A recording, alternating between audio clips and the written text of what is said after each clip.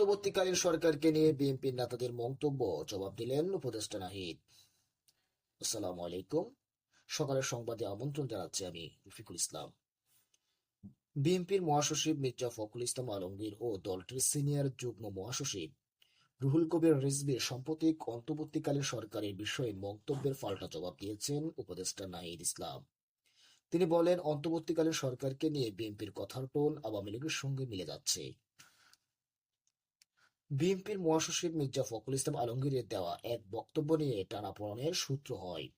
বর্তমান সরকার নিরপেক্ষ থাকতে না পারলে নির্বাচন করতে নিরপেক্ষ সরকারের প্রয়োজন হবে এবং শিক্ষার্থীরা ছাত্র রাজনৈতিক দল গঠন করলে সরকার থেকে বেরিয়ে আসা উচিত বলে মন্তব্য করেছেন তিনি। বিএনপির মহাসচিবের এমন বক্তব্যের পর প্রক্রিয়া আসে বৈষম্য বিরোধী ছাত্র আন্দোলনের পক্ষ থেকে।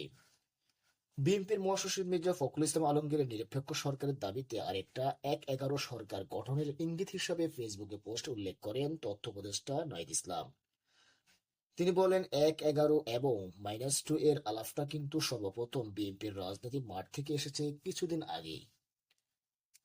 অভ্যুত্থান ও আওয়ামী লীগ সরকারের পতনের পর বিএনপি এবং অংশীজনদের সমর্থনে সরকার গঠন হয়েছে উল্লেখ করে তিনি বিএনপির মহাসচিবের নিরপেক্ষতা বক্তব্য নিয়ে সন্দেহ প্রকাশ করেছেন।